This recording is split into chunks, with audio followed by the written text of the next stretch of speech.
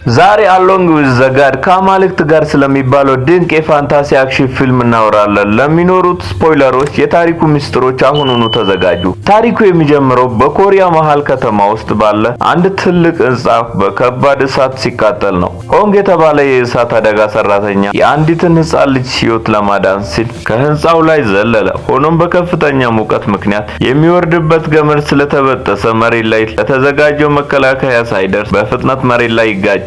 በዚህ ቅስፈት መላ ህይወቱ እንደ ፊልም በአይኑ ፊት ይረጫል። ነገር ግን የሚገርመው ህፃኗ ልጅ ከሞት አትርፎ በሰላም የተነሳ ይመስለዋል። ሆንግ የልጅቷ ቤተሰቦች ጋር ሄዶ ስለ ደህንነቷ ሊጠይቃቸው ቢሞክርም ማንም ሊሰማው አልቻለም። ድንገት ከሩቅ ስሙ ሲጠራ ይሰማል። ዞር ስልም ሁለት በሱፍ የደመቁ ሰዎች ፈገግ ብሎ ወደሱ ሲመጡ ያያል። ሆንግ ህንጻው እየፈረሰ ስለሆነ እንዲሸሹ ቢነግራቸውም ብዙም ሳይቆይ ሌሎች የእሳት አደጋ ሰራተኞች ልክ እሱን የሚመስል አስከሬን ለማዳን ሲረባረቡ ያስተውላል። ቹን የተባለችው ሴት ሆንግ ከመሞቱ በፊት ፓራጎን ወይም ንጹህ ነፍስ እንደነበር ትነግረዋለች። እነሱም በሰባቱ የፍርድ ሂደቶች እንዲያልፍ ሊረዱት የመጡ ጠባቂዎቹ መሆናቸውን ትገልጽለታለች። ሌላኛው ጠባቂ ማክ ደግሞ መሪያቸው የፍርዱ ደጃፍ ላይ እየጠበቃቸው እንደሆነና አሁኑኑ መሄድ እንዳለባቸው ይነግረዋል። ሆንግ ይሄንን ሁሉ መረጃ ለማመን ይከብደዋል። ጓደኞቹ በበድን አካሉ ላይ ሲያለቅሱ እያየ በሐዘን ይጓዛል። እናቴን ማየት ስለምፈልግ አሁን መሞት የለብኝም እያለ ቢጮህም አካሉ ግን ወደ ግዙፉ የነፍሳት መተላለፊያ በር መነሳት ይጀምራል። ጠባቂዎቹ ሆንግ ከሞተ በኋላ እንኳ ለእናቱ ያለው ፍቅር በጣም ይነካቸዋል። ወደ ሌላኛው ዓለም ሲደርሱ በሺዎች የሚቆጠሩ ነፍሳት ወደ ፍርድ ደጃፍ ሲጓዙ ያያሉ። እዛም ባለፉት 100 ዓመታት 47 ነፍሳት ዳግም እንዲወለዱ የረዳውን የጠባቂዎች መሪ ሪምን ያገኘዋል። ሪም ለሆንግ ፓራጎን ወይም ንጹህ ነፍስ በመሆኑ የእንኳን ደስ አለ መልእክት ቢያስተላልፍለትም ሆንግ ግን እኔ በጭራሽ ጥሩ ሰው አይደለሁም በማለት ሽልማቱን አይቀበልም። ወደ ፍርድ በሩ ሲገቡ ግን በቀጥታ የግድያ ተራራ ወደሚባለውና በእሳተ ገሞራ ወደ ተሞላው አስፈሪ ቦታ ይወሰዳሉ። ማክ ወደዚህ ቦታ በመምጣታቸው ተገርሞ በህይወት ሰው ገድለህ ታውቃለህ ብሎ ሆንግን ይጠይቀዋል። ሆንግ ግን እንዲህ ያለ አስከፊ ነገር አድርጎ እንደማያውቅ ይናገራል። ሪም ሲያስረዳ አንድ ሰው ባለማወቅ ወይም ባለመሞከር ለሌላው ሰው ሞት ምክንያት ከሆነ በዚህ ችሎት እንደሚዳኝ ይነግረዋል። ሆንግ ወደ ችሎቱ ሲደርስ መሬቱ ተከፍቶ በእሳተ ገሞራ የተሞላ ጥልቅ ጉድጓድ ያያል። የተቀጡ ሰዎች ከእሳቱ ለመውጣት ቢታገሉም ድጋሚ ወደ ውስጥ እየተጣሉ ይቃጠላሉ። ከሳሾች ሆንግን ጓደኛ አደጋ ላይ እያለ ማዳን ስትችል ጥለኸው በመሄድ ለሞት ምክንያት ሆነሃል ብለው ይከሱታል። ለዚህም ቅጣት ለ5 ዓመታት በእሳተ ገሞራ ውስጥ እንዲሰቃይ ይጠይቃሉ።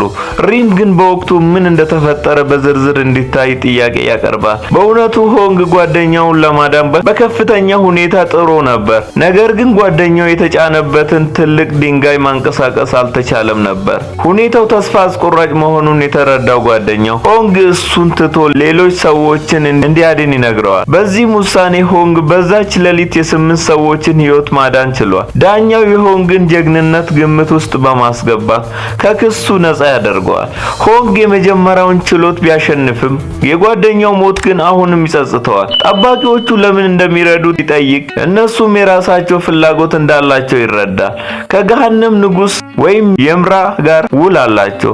በክፍለ ዘመኑ ውስጥ 49 ነፍሳት በሰባቱ ችሎት አልፈው ዳግም እንዲወለዱ ከረዱ ጠባቂዎቹም እንደገና ሰው የመሆን መብት ያገኛሉ። ቀጥሎ የታካችነት ችሎት ዘንድ ይደርሳሉ። ቹን ሆንግ በህይወቱ ምን ያህል ታታሪ እንደነበር ታስረዳለች። ንብ መንጋ ውስጥ ገብቶ ከማጋለጥ ወይም ድመት ለማዳን ሲል ከህንጻ ላይ ወድቆ በጭንቅላቱ የባለቤቱ ላምበርጊኒ መኪና እስከ መስበር ድረስ ለሌሎች ሲል ደክሟል። ዳኛዋ በዚህ ተመስጣ ለሆንግ ሐውልት እንዲቆምለት እስከ ማዘዝ ትደርሳለች። ነገር ግን ለምን እንደዚህ ትለፋ ነበር ተብሎ ሲጠየቅ ሆንግም ለገንዘብ ብዬ ነው ብሎ ይመልሳል። በዚህ ጊዜ ዳኛዋ ተቆጥታ ወደ ቅጣት እንዲወሰድ ታዛለች። ሆኖም ሪም ሆንግ ገንዘብ የፈለገው የታመመች እናቱንና የህግ ተማሪ የሆነውን ወንድሙን ለመርዳት እንደነበር ያስረዳል። ፍላጎቱ ለራሱ ሳይሆን ለቤተሰቡ መሆኑን ስታውቅ ከዚህም ችሎት በነፃ ይለቀቃል። ወደ ቀጣዩ ጉዞ ሲሄድ ሲሄድ ግን በተለያዩ ጭራቆች ጥቃት ተነዘረባቸዋል። ይህም የሆነው የሆንግ ቤተሰብ አባል በሞት ተለይቶ ተበቃይ መንፈስ በመሆኑ እንደሆነ ይረዱታል። ሪም እውነቱን ለማወቅ ወደሱ ዓለም ይሄዳል። የሆንግ እናት በሕይወት እንዳለች ሲያይ የሞተውና ወደ ተበቃይ መንፈስ የተቀየረው ታናሽ ወንድሙ ሱ መሆኑን ይገነዘባል። ሪም የሱን መንፈስ ሊይዘው ቢሞክርም መንፈሱ ግን ያመልጠዋል። ሪም መንፈሱን ተከትሎ ወደ ወታደራዊ ካምፕ ሲሄድ ሱ ጠፍቷል ተብሎ እንደሚታማ ይሰማል።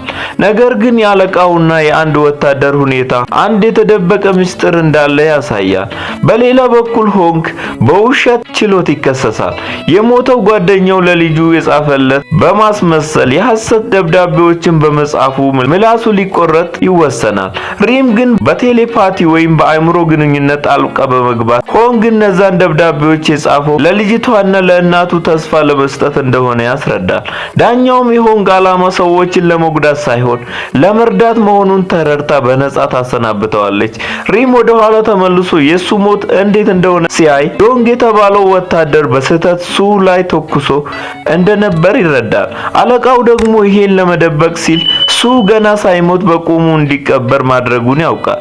ሆንግ ደግሞ ወንድሙ ተበቃይ መንፈስ መሆኑን ሲያውቅ በድንጋጤው ዓለሙን ያናውጠዋል። ከብዙ ውጣ ውረድ በኋላ ሆንግ የበደልና የክህደት ችሎቶችን በቀላሉ ያልፋል። ሪም በሰው ዓለም የሱን መንፈስ ይዞት እንዲረጋጋና ገዳዮቹን ይቅር እንዲላቸው ይነግረዋል።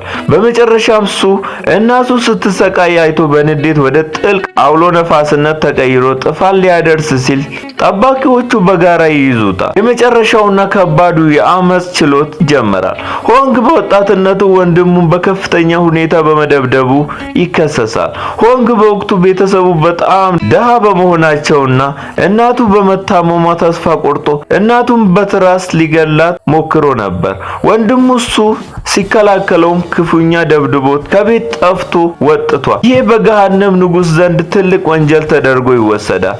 ነገር ግን በመጨረሻው ሰዓት ሪም ሱ በእናቱ ህልም ውስጥ ገብቶ እንዲያነጋግራት ያደርገዋል።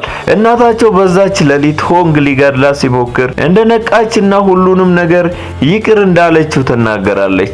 ተበዳዩ ይቅር ካለ ሕጉ አይቀጣም በሚለው መርህ መሰረት ሆንግ ከሁሉም ወንጀሉ ነፃ ሆኖ ዳግም እንዲወለድ ይፈቀድለታል። ሆንግም ጠባቂዎቹን አመስግኖ ወደ ብርሃኑ ዓለም ሲሄድ ሪም ደግሞ ሱ ሆንግን 49ኛው ነፍስ አድርጎ ወደ ፍርድ ሂደቱ ይዞት ይገባል እያለ የዛሬው ፊልማችን በዚህ ያበቃል። ቤተሰቦች ከፊልሙ አንዳች ነገር እንደምታገኙ ተስፋ አደርጋለሁ። ቪዲዮን ከወደዳችሁት ላይክ በማድረግና ቻናሉን ሰብስክራይብ በማድረግ ቤተሰብ ይሁኑ። መልካም ጊዜ